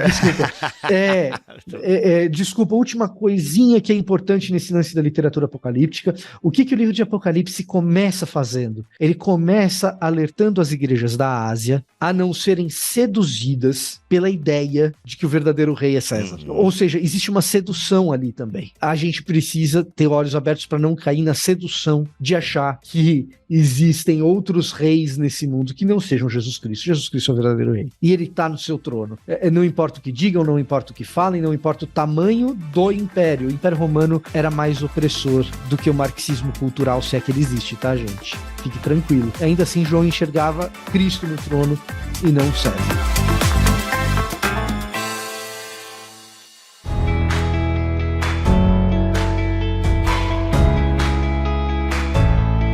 Gente, só um parênteses aqui em relação a essas questões de apocalipse e fatos que acontecem no nosso tempo. Sempre desconfie. Não estou dizendo que você não pode acreditar, mas primeiro começa com desconfiança. Teve a invasão da Rússia. Aí quando a pessoa olha, inclusive a Bíblia fala, gente, a chance disso estar errado é muito grande, assim, mas assim, muito. Porque vira o leopardo que o México deu lá pra ONU. O Igor tocou nesse assunto anteriormente. Gente, se você tem uma memória razoavelmente boa, você vai lembrar que os crentes criaram muitas teorias e vídeos e tal, associando com o texto de Apocalipse 13, se não me falha a memória. O que se você vai ler o texto, nem combina tanto assim, nem parece tanto a figura descrita de Apocalipse 13, mas o que tem? Você tem pessoas... por que isso ganha força? Porque pessoas que têm uma certa autoridade, líderes religiosos com muitos seguidores, porque infelizmente hoje, no nosso tempo, a autoridade não está no diploma que a pessoa tem, no quanto a pessoa estuda aquilo, mas no número de seguidores que a pessoa tem. Hoje a autoridade, infelizmente, de forma completamente equivocada e errônea, está muito ligado a isso. E aí, pessoas famosas divulgaram isso, porque eu nem sei quem começou essa teoria, acho que foi um espanhol, um chileno, um argentino, não sei aí, que começou com essa ideia, tá vendo, Apocalipse 13, olha o que o México tá dando e tal. Meu Deus, e quem assistiu Coco, A Vida é uma Festa, já conhece aquele Alejibre lá e tá tudo certo. Mas não, o importante é você criar. Cara, quando as torres gêmeas caíram, ou foram derrubadas, brincadeira... Quando as torres gêmeas foram atingidas, mano, começou a pipocar versículo de Sofonias, entendeu? E você lê o versículo de Sofonias, cara, parece que ele tá descrevendo realmente um avião atingindo 2 torres e as carnes caindo. Velho, faz muito sentido. Só que, gente, se você estuda de forma séria o texto de Sofonias, não é aquilo nem num segundo momento, num segundo significado da profecia e por aí vai, sabe? Mas parece fazer sentido. Então, assim, galera, quando começam a associar catástrofes do nosso tempo com versículos bíblicos, já é o primeiro passo para você. Opa, é o primeiro passo. Bíblia, o que eu faço se eu tô desconfiado? Vai estudar esse texto bíblico em bons comentários, entendeu? Te acalma, não emite opinião ainda, entende? Te acalma, te acalma. Toda aquela... Se você não entendeu muito o que o Vitor acabou de falar, primeiro, volte e ouça novamente. Mas se você quer um resumo, te acalma. O Senhor tá sentado no trono. Bibo. Oi, manda. Eu te cortei, mas era só pra deixar falando, porque depois eu ia entrar e explicar por que faz tanto sentido assim esse tipo de leitura. Então por que faz tanto sentido? Não, que eu já acabei. A minha pergunta é essa. Por que faz tanto sentido assim? E depois eu quero que o Igor me explique a nova ordem mundial, porque eu acho bem legal. E parece fazer sentido. Vou terminar a explicação aqui, vou lançar a bola pro Igor explicar a nova ordem mundial e a gente vai ficar fazendo a tabelinha pra encerrar. Primeira coisa, por que isso faz sentido? Explicação mais completa, volta no episódio sobre fundamentalismo. Vou resumir aqui pra você não depender do episódio. Volta lá e a gente vai tocar o barco aqui. O que importa? O fundamentalismo nos Estados Unidos, ele tinha uma hermenêutica que dependia de um treco chamado realismo do senso comum. O que é isso? Quando você tá vendo, tipo agora, eu tô olhando o Bibo através da câmera. Eu confio que os meus olhos não estão mentindo pra mim, que é realmente o Bibo que tá ali. Não é alguém se passando por ele, não é holograma. Eu confio que isso aqui que agora eu tô botando o dedo na minha câmera, é uma câmera. Então, essa galera vai dizer o seguinte, cara, o que eu vejo, o que eu percebo com os meus sentidos, não pode ser mentira. Porque se for mentira, não é possível conhecer nada. E daí, como que isso vai extrapolar pra leitura bíblica? Eles vão dizer o seguinte: a leitura primeira é provavelmente a mais importante. Você bateu o olho na Bíblia, leu e entendeu, provavelmente aquilo é o mais importante. Por quê? Porque essa percepção inicial, sem o que o Francis Bacon falava, as idolatrias, as imposturas da mente, aquilo que a sua mente fica fantasiando, é essa primeira leitura que provavelmente é a mais importante, a mais relevante. Junta isso com o fato que os fundamentalistas também usavam Francis Bacon para fazer uma hermenêutica indutiva da Bíblia, que é o seguinte: a Bíblia, ela tem um conjunto de fatos universais organizados ali, e eu consigo ler a Bíblia, extraindo esses fatos e colocando eles numa sequência que faça sentido. Isso tem muito a ver até com a divisão em versículos que a gente tem, mas isso é um fato mais antigo, Robert Estienne, século XVI, a ideia dos aforismos, que você pode tirar máximas universais dos textos, é uma outra lógica. Mas essa galera absorve esse princípio de divisão dentro dessa lógica. Isso aqui são fatos universais que eu consigo extrair do texto e encadear numa sequência narrativa. Então temos 2 pontos aí. Uma epistemologia, que é a do realismo do senso comum, em que os seus sentidos não mentem pra você, e a segunda é que a Bíblia é uma coleção de fatos. A terceira, também é relevante, é o dispensacionalismo, porque no seu momento inicial, o dispensacionalismo, ele tá muito ligado à ideia de, beleza, se Deus, ele age de forma diferente ao longo da narrativa bíblica, em dispensações, como que eu vejo os marcadores que separam uma dispensação da outra e onde nós estamos nesse plano de dispensações?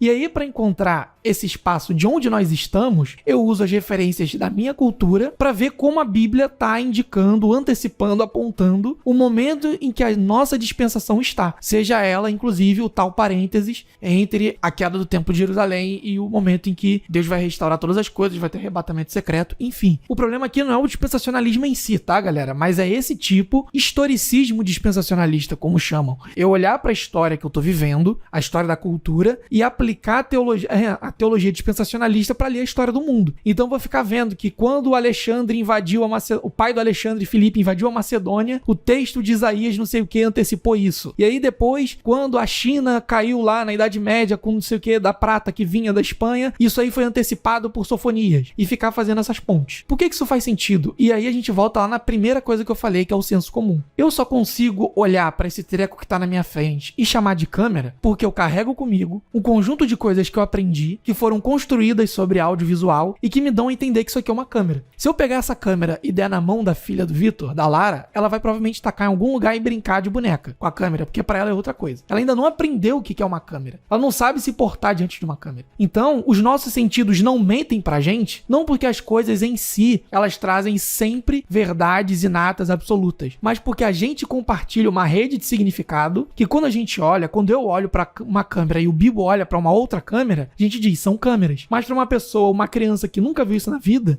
é uma outra parada. E aí, onde que a gente chega no anticristo, dispensacionalismo e nova ordem mundial? Isso tudo explica, em termos historiográficos e filosóficos, o processo que o Vitor falou, por eu não prestar atenção no meu distanciamento em relação ao texto original de Apocalipse, eu tô preenchendo o significado do texto com o significado que a minha cultura tem, com o significado que o meu grupo tem, e não tentando perceber o significado dele no seu contexto original. E aí, onde que isso chega na nova ordem mundial? Em 22, se eu não me engano, a gente falou isso no episódio do fundamentalismo, tem o julgamento Scopes, que é o julgamento que vai definir se pode ensinar evolução nas escolas ou não. Evolução tem nada a ver com a nossa conversa aqui. O que tem a ver é o resultado desse julgamento, que foi uma vergonha nacional para os evangélicos, ou para os protestantes fundamentalistas, para ser mais preciso. O movimento evangelical é depois. Foi uma vergonha, a galera pagou um mico lá, botou o William Jennings Bryan, que era o campeão da apologética para defender o criacionismo no tribunal, e ele tomou um monte de reversão do advogado do professor evolucionista lá, pagou um mico e os evangélicos foram ridicularizados, os protestantes fundamentalistas foram ridicularizados. Onde é que isso vai dar? Um cara chamado Arnold Gobelin, ele vai escrever O Conflito das Eras em 33, falando que todo o resultado desse julgamento foi orquestrado pelo financiamento de instituições alemãs, comunistas, judaicas contra o protestantismo americano, e isso tudo com fins de organizar um governo internacional para impedir os Estados Unidos de cumprirem seu chamado de ser luz para as nações. Ele vai dizer que o rolê todo da derrota dos evangélicos nesse cenário cultural é de uma organização internacional que está se construindo, porque acabou de ser fundada a Liga das Nações,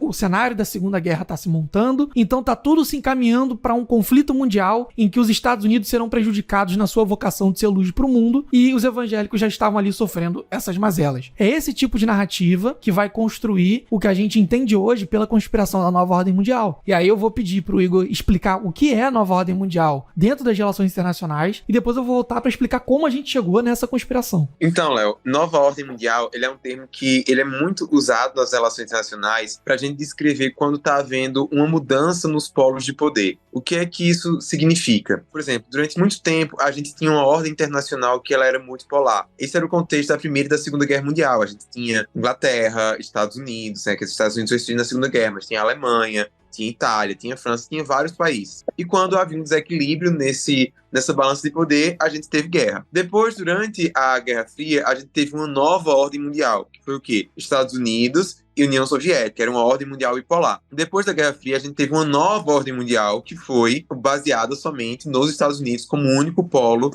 de poder. Agora, a gente está caminhando para uma nova ordem mundial, não porque o anticristo está surgindo ou coisa do tipo, mas é porque a gente não tem somente os Estados Unidos como a única grande potência do mundo. A gente também tem a China, que está emergindo, a gente tem outros países que têm um potencial também de crescer, como a Índia, a Rússia, que tenta voltar a ocupar esse espaço de potência, tem também a Arábia Saudita, o Irã. Então, fala-se de uma nova ordem mundial, não porque a gente vai ver o surgimento do anticristo, não. A gente está vivendo algo que já aconteceu em outros momentos da história e que agora a gente não sabe ao certo o que pode acontecer. Pode ser que a gente tenha uma ordem mundial agora realmente focada em Estados Unidos e China. Pode ser que a China decline e os Estados Unidos continuem grande. Pode ser que, além da China, a gente também tenha a emergência da Índia, do Irã, da Arábia Saudita. A gente tem uma ordem multipolar. Pode acontecer no cenário internacional ao longo dos anos. Eu acho que a questão mais importante para nós cristãos é saber que Deus, ele governa a história, né? Fala-se muito de que os judeus, eles mandam no mundo, essa conspiração dos judeus que controlam a economia e tudo. E eu gosto de dizer, não, os judeus não mandam no mundo, mas existe um judeu que manda no mundo, que é Jesus. Ele está sentado ao lado do Pai enquanto um homem judeu, e independentemente da sua linha escatológica, pré-milenista, milenista, pós-milenista, mas você crê, se você é um cristão verdadeiro, você crê que Jesus, ele vai voltar para reinar sobre a terra. Qual maneira, se literal, simbólica, não vou entrar nisso. Mas é um fato, só existe um judeu que governa o mundo. Esse judeu, ele continua assentado sobre o trono, ele continua tendo o poder em suas mãos. E é engraçado, né, já que tá falando de conspiração, é que o Salmo 2 fala que a conspiração que existe é das nações contra esse judeu, contra esse ungido. E um dia ele vai voltar para resolver essa parada. Então isso é o que deve nos dar esperança e fazer com que a gente não fique correndo atrás de teoria da conspiração na internet. Amém. Mas veja só, galera. O Igor fez uma aplicação teológica, mas quando ele explicou Nova Ordem Mundial, ele explicou de uma forma descritiva. Ou seja, o cenário de como os poderes se organizam no mundo mudou. Mas como é que a gente chega no ponto da conspiração? O texto mais antigo que eu achei falando de Nova Ordem Mundial é de 1919. A gente tá falando do final da Primeira Guerra Mundial. Esse texto foi escrito por um pastor batista chamado Samuel Zane Batten. E a Nova Ordem Mundial dele, ele tem a seguinte ideia. Gente, todo mundo tá falando que o nosso mundo ele tá acabando. O jeito da gente enxergar a sociedade não vai ser o mesmo depois da guerra. Então a gente tem a possibilidade de criar um novo tipo de sociedade. E aí esse cara, o Samuel Zane Batten, ele é inspirado pelo evangelho social. Ele vai dizer o seguinte: a nossa sociedade deu errado porque a gente se deixou seduzir pela lógica pagã de competição do regime industrial de produção. A gente tem como criar um modelo em que a riqueza seja compartilhada e seja fundado no modelo cristão de solidariedade, justiça e amor ao próximo. A nova ordem mundial do Samuel Zane Batten é um projeto para construir uma nova sociedade que combata a desigualdade, pobreza, doença e tudo aquilo que a gente considera de ruim. Então o primeiro cara a falar de nova ordem mundial é um pastor que está pensando num modelo de sociedade que a visão cristã de misericórdia e justiça seja prevalecente. Mas o que é interessante? Depois dessa publicação, a gente só encontra citações de nova ordem mundial para a Segunda Guerra. Fica meio esquecido o termo, mas o que se abstrai do livro do Samuel Zane Batten é que ele percebeu que o mundo funcionava de um jeito e depois de um evento catastrófico, esse mundo passou a se organizar de outra forma. É uma nova ordem. Então surgem vários textos, dezenas de textos, falando de como vai ser essa nova ordem mundial. Tem até um texto que é relevante do H.G. Wells, que todo mundo conhece pela Guerra dos Mundos,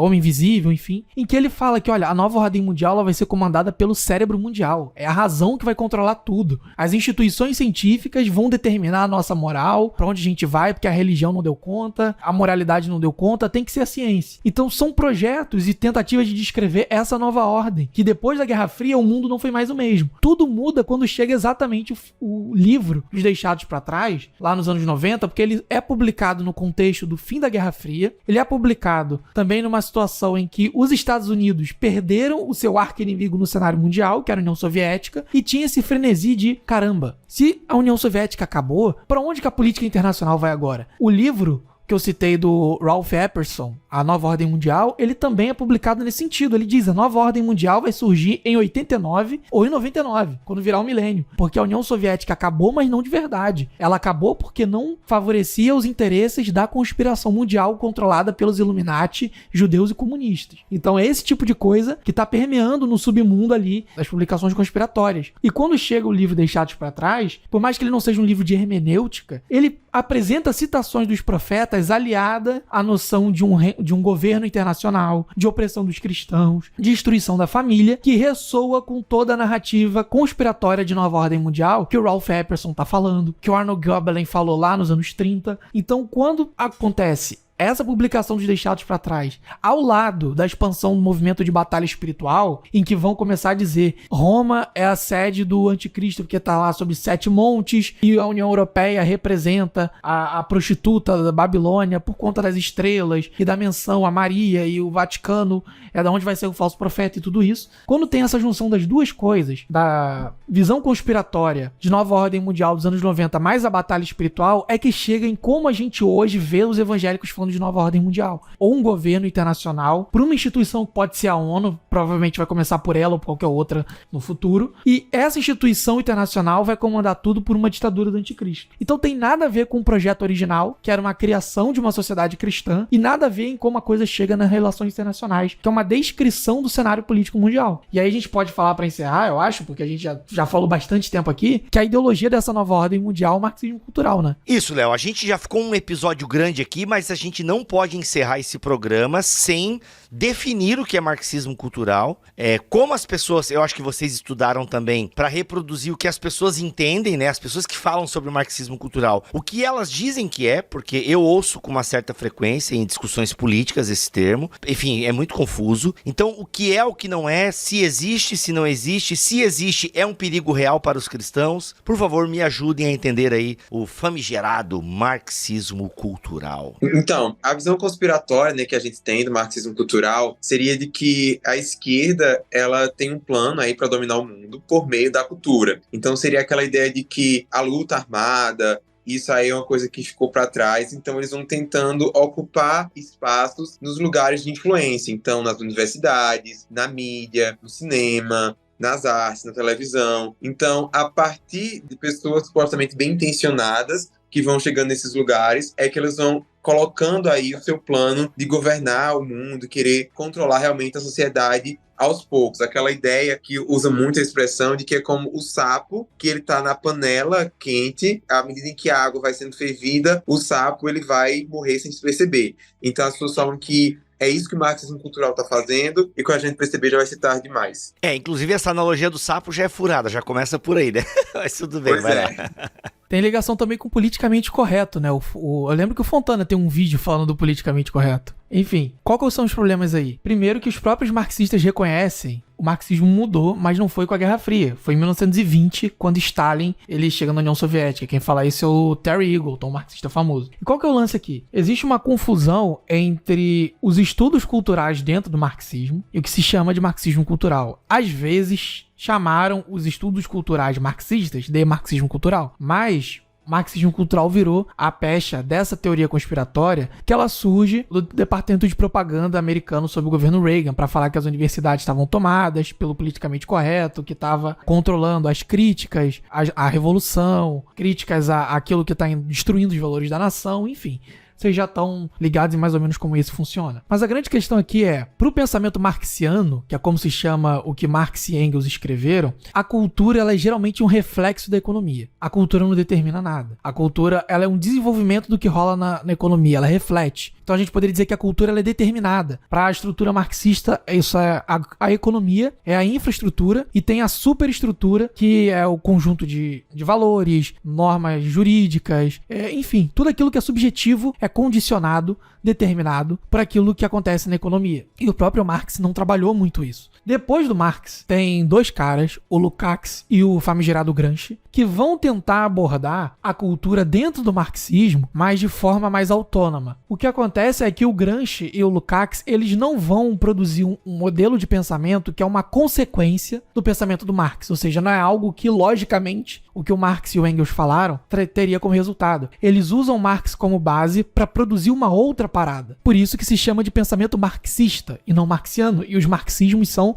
enormes. Tem N fórmulas de marxismo. E assim, tanto o Gramsci quanto o Lukács vão fazer isso do jeito deles, mas eles ainda não são o que se chamou de marxismo cultural. O que se chama de marxismo cultural é quando o Gramsci ele é reapropriado pela galera da Universidade de Frankfurt, na Alemanha, lá na década de 30, um bando de judeu que tá olhando para a abrangência popular do nazismo e usando os conceitos de Gramsci de hegemonia cultural para tentar entender como, na opinião pública, o nazismo passou a ser aceitável. E a partir daí eles também vão estudar, dentro da opinião pública, culturas de resistência, ou subculturas de resistência. E vão prestar atenção nos jovens comunistas, jovens anarquistas, as feministas, esse tipo de coisa. Então, de fato, existe uma vertente acadêmica que vai olhar para esses movimentos, feminismo, população LGBT, anarquismo, enfim, com olhares positivos, porque representam esses furos na hegemonia cultural. Mas a escola de Frankfurt, ela não é só marxismo, ela também depende de Freud, depende de outras coisas. E também tem um outro grupo que é chamado de marxismo cultural, que tá rolando na Inglaterra. Tem a ver com caras como Stuart Hall, Ip Thompson, que é um historiador famoso, Eric Hobsbawm, que eles vão olhar pro Gramsci, mas dizer assim, cara, o Gramsci ele tá esquecendo o fator da economia. Então o que é mais importante, a hegemonia cultural ou a determinação da economia sobre a cultura? Em outras palavras, o que é mais importante é a representação ou representatividade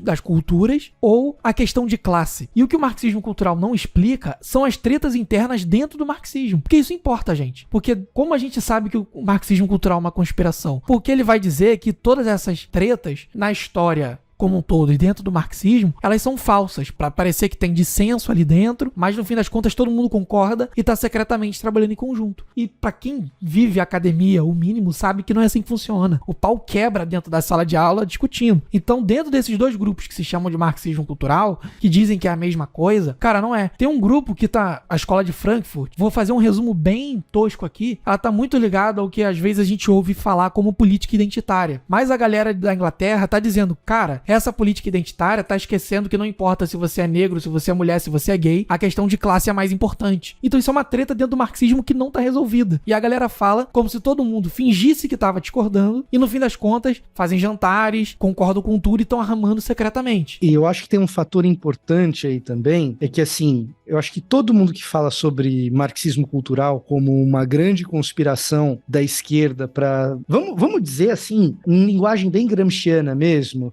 que é uma grande conspiração da esquerda para conseguir a hegemonia cultural, já que o controle pela luta de classes e de armamento não prosperou, então o que a gente vai fazer é dominar. E aí, para usar a linguagem do Walter Benjamin, dominar a indústria cultural. O que eu sugiro para essa galera é ler Walter Benjamin, Adorno e Gramsci. Ao ler Gramsci nem tanto, mas ao ler Adorno e Benjamin principalmente, é inevitável chegar à conclusão que é impossível você produzir uma conspiração a partir de Adorno e Benjamin, pelo simples fato de que eles são muito complicados. Você não vai conseguir convencer um monte de gente em torno de uma ideia de, vamos agora possuir a indústria cultural. Putz, Walter Benjamin é mó difícil, você não vai conseguir fazer. Uma grande virtude do Manifesto do Partido Comunista é que ele é simples, né? É uma grande virtude do ponto de vista da sua aderência, né? Do ponto de vista da adesão de muitas pessoas. A escola de Frankfurt, o Adorno, Benjamin, Horkheimer, todos eles são autores, cara, que na boa, às vezes eu me pergunto se eles entendem o que eles escreveram. E aí, mais improvável ainda, que um bando de ator e jornalista cabeça oca tenha lido e entendido esses caras. Putz, cara, o cara não sabe nem onde é que ele compra o baseado, vai saber entender Theodor Adorno, entendeu? Meu Deus do céu, alguém segura o Vitor. Não, mas eu tô falando sério, cara, sabe por quê? Conversa com meia dúzia de atores de Malhação. Porque esses seriam os caras da indústria cultural, esses seriam os caras do marxismo cultural. Conversa com eles e vê o nível de profundidade.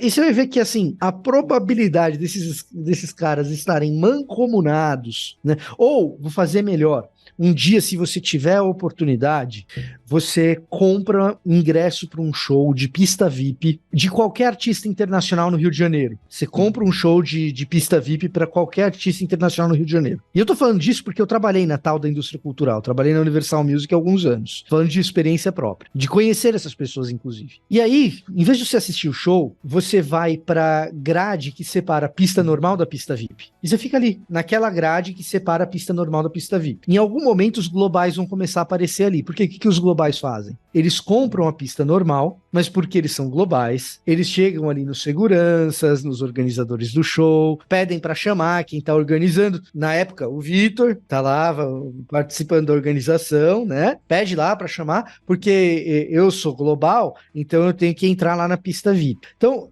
se você comprar no Rio de Janeiro um ingresso para um show internacional de pista VIP e for lá pro lado da gradinha onde estão segurança separando vai aparecer lá, sei lá, Flávia Alessandra, alguém desse tipo assim, entendeu? Não sei se a Flávia em especial vai aparecer no dia que você tiver, Carol Castro, não sei quem que vai estar lá, o Cauã Raymond, não sei, mas sempre tem um global que faz isso, sempre tem, se você der sorte vai ser um só. Um ex-BBB, com certeza. E aí, a hora que essa pessoa entrar, porque ela vai na pista VIP, aí você pergunta para essa pessoa se ela considera elitista o conceito de arte de Walter Benjamin. Aí você vai saber se marxismo cultural existe ou não. O que que ela acha de colocar a Mona Lisa estampada numa caneca. E isso tem tudo a ver com Walter Benjamin, tá? Inclusive, né? Walter Benjamin vai falar um pouco da indústria cultural e da banalização da arte que a indústria cultural provoca. Então, assim, aí você pergunta para ela, essas pessoas que hoje controlam a mídia, tem um texto do Humberto Eco que se chama Apocalípticos Integrados. Esse texto do Humberto Eco talvez seja o mais esclarecedor para essa brincadeira que eu estou fazendo aqui com a Globo. A galera que hoje ocupa a mídia é a galera dos integrados e não dos apocalípticos. que isso quer dizer? Que quem está na mídia hoje está preocupado com a audiência, com os números do Ibope. É claro que essa galera que está na mídia vai defender pautas identitárias, sim. É claro que essa galera vai defender coisas que estão associadas à esquerda, sim. E às vezes vai defender também coisas que estão associadas ao livre mercado também. Quer um exemplo disso? Vamos pegar um exemplo recente. Fábio Porchat. Eu defendo o Léo Lins, mas eu tô preocupado com o Ibope. Eita, nós. Opa, me ferrei defendendo o Léo Lins. Não. Gente, eu tô num processo de aprendizado. Nossa, bem isso, né, cara? Bem isso. Né?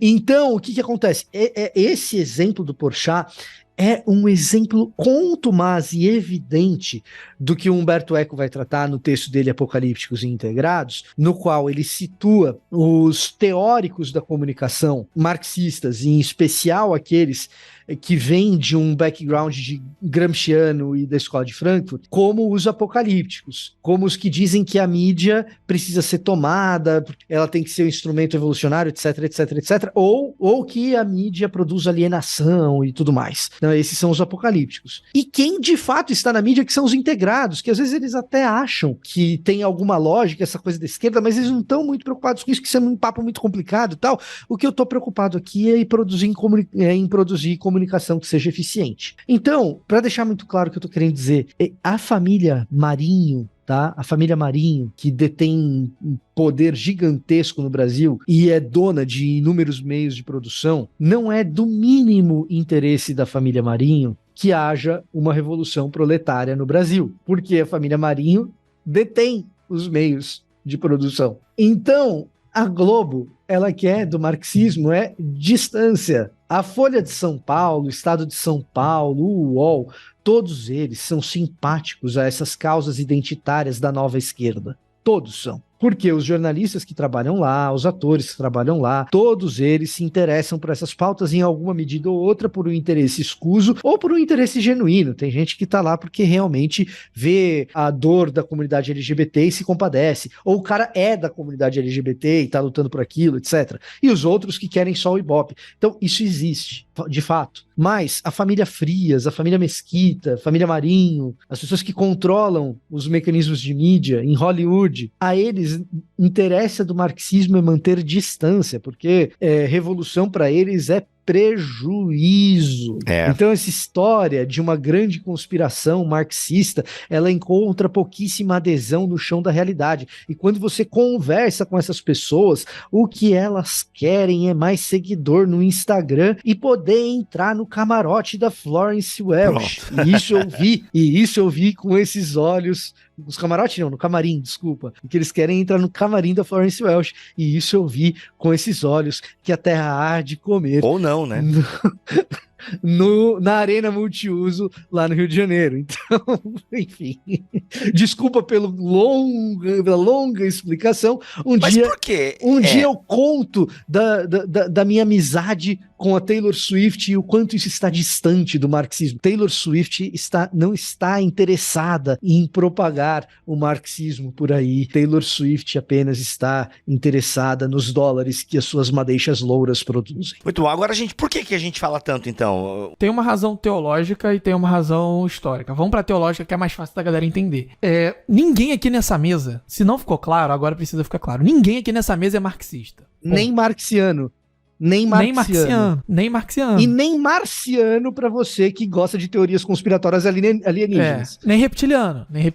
Ninguém é nada disso. O ponto é, o marxismo, o pensamento em torno do Marx e o que o próprio Marx disse, embora muito localizados no contexto de um cristianismo já liberal, estabelecido e tal, ainda assim são muito problemáticos pra gente tentar fazer a conciliação com verdades fundamentais da fé cristã. Como, por exemplo, tá no nome técnico do marxismo, materialismo histórico dialético, cara, é uma filosofia materialista. A gente acredita que nem tudo é material, entendeu? Nem tudo é materialidade, melhor dizendo. A gente acredita no espiritual, uma dimensão que pro marxismo é irrelevante. Então, assim, só pelo próprio nome a gente já encontra dificuldades. E algumas noções que, em termos de história, não são exatamente verdades centrais do cristianismo, mas incomodam muita gente. Por exemplo, noção de família. É fato que o Marx quer acabar com a família. Ele fala lá no manifesto, não exatamente o Marx, o Engels, mas ele tá falando de uma família vitoriana burguesa que representa, na mentalidade marxista, o último estágio de desenvolvimento da sociedade antes do comunismo. E qual que é o problema? Uma galera pega a família vitoriana burguesa e estende como padrão para toda a história. E aí parece que o Marx quer acabar com todo tipo de organização de família. Entende o problema? O lance do marxismo não é a família quanto uma instituição da humanidade ou uma forma da humanidade se organizar, mas é um tipo particular de família. O problema é que para muita gente esse tipo particular é o padrão da lei, é uma lei natural. Por isso que incomoda tanto. Isso quer dizer que o Marx tá certo? Não. Mas eu só tô dizendo que, sei lá, o problema do Marx é gripe e você tá querendo tratar como se fosse câncer. Não é assim que funciona. A gente precisa fazer o diagnóstico adequado das coisas. Além dos problemas evidentes dos regimes comunistas em relação à religião, independente de ser cristianismo ou não. Então, assim, são muitas razões, todas elas legítimas,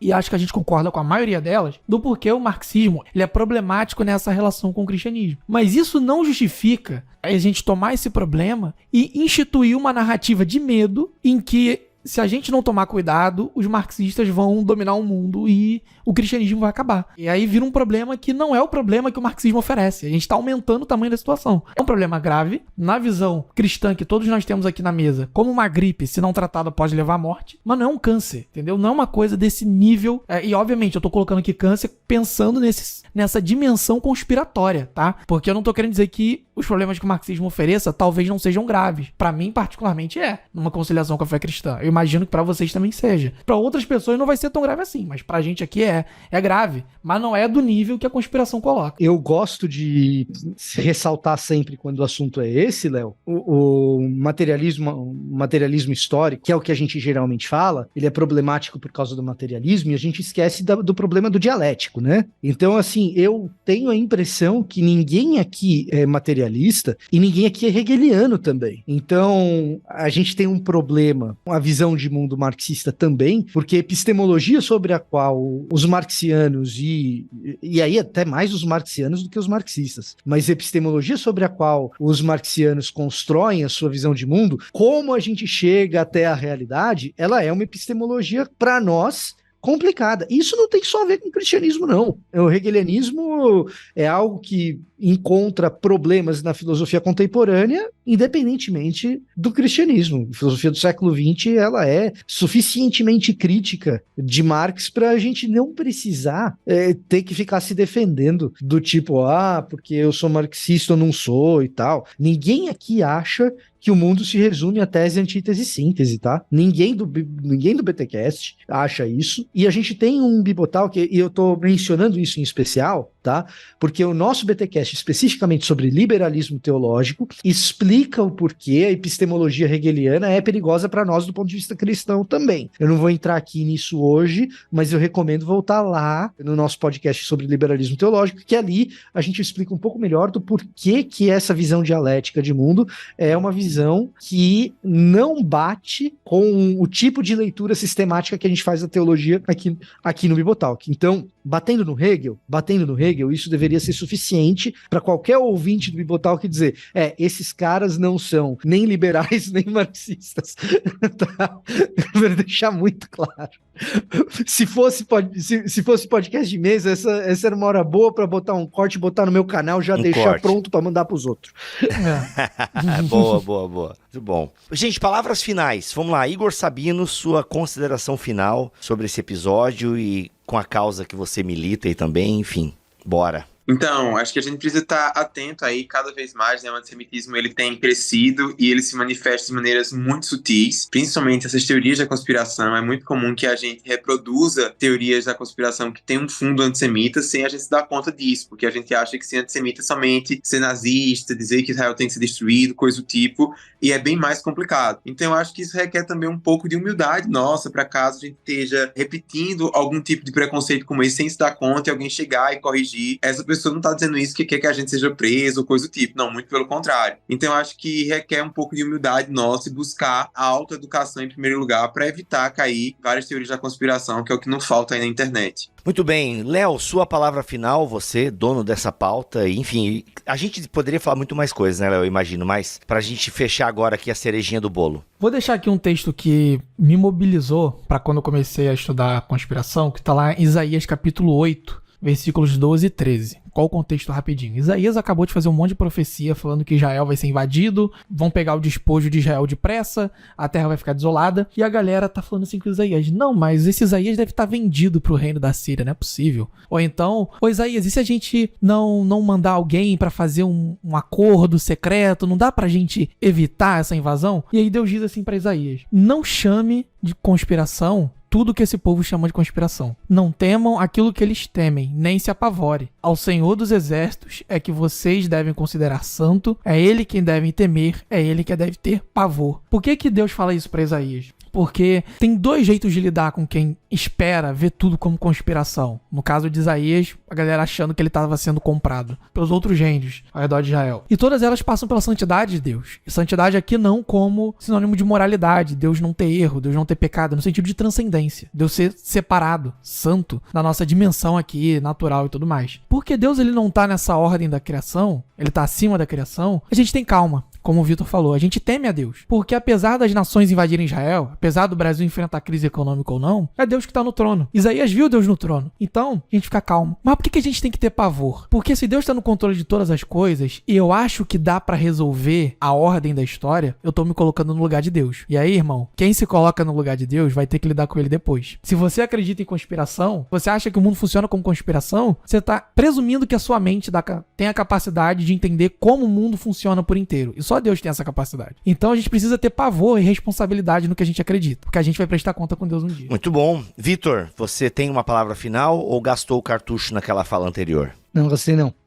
Vamos lá. Se você tá na teoria conspiratória porque você quer ser especial e pertencer a um grupo, saiba que Jesus conquistou isso na cruz para você. Você faz parte de um grupo, a nova família, que nos faz irmãos mesmo que não tenhamos laços sanguíneos, e não existe nada mais especial do que ver a transformação de pessoas que conhecem o Evangelho de Jesus Cristo. Então, é a nova família mundial, né, Vitor? Você faz parte de uma nova família mundial que chama pessoas, não é mundial do poder de Deus, mas chama pessoas para fazer parte dessa nova família e testemunha transformações de vida. Então, em vez de colocar a sua vida em torno de coisas que te trazem ansiedade e uma perplexidade diante de eventos catastróficos, coloca a tua mente, coloca os teus projetos, coloca a tua força, coloca a tua dedicação em torno da missão de Deus, que não está por trás do pano, ela é revelada. A gente não crê num gnosticismo, numa gnose de uns poucos iluminados que sabem a verdadeira realidade. Não, a gente crê numa fé pública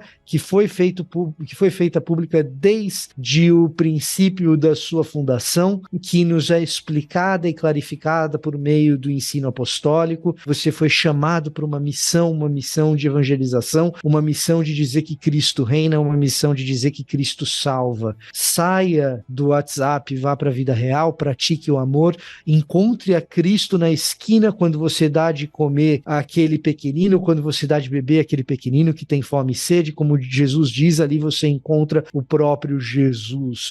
Assim, você sai da teoria da conspiração, obedecendo aquilo que Jesus ensinou, obedecendo aquilo que Jesus foi, imitando quem Cristo é. E é assim que se responde à teoria da conspiração. Se responde com o evangelho da cruz e da ressurreição. Muito bom, gente, é isso. Ouça com moderação. Antes de xingar a gente na internet, ouça de novo, vê se faz sentido, se não faz sentido, tá bom? E é isso. Deus abençoe vocês e penso que o recado foi dado. A gente volta em alguns desses temas. Se vocês tiverem dúvidas, vamos usar um lugar para comentar? Vamos usar o YouTube, tá bom? O YouTube é um lugar melhor pra gente monitorar comentários, porque no site você precisa logar no Disques e tal, às vezes. Então vamos colocar aqui no YouTube. Se você quiser comentar, comenta este episódio no YouTube, que a gente pode dar uma olhada, quem sabe caçar suas dúvidas sinceras, honestas, sem ataques. Que tem aquele pessoal que gosta de fazer a pergunta já atacando, né? Não, mas aquela sua dúvida sincera, bacana, a gente pode, quem sabe, fazer uma live aí para responder essas dúvidas, que com certeza elas terão, tá bom? Deus abençoe todos vocês, obrigado meus amigos da mesa, voltamos no próximo BT Cash, se ele quiser e assim permitir. Fiquem todos na paz do Senhor Jesus.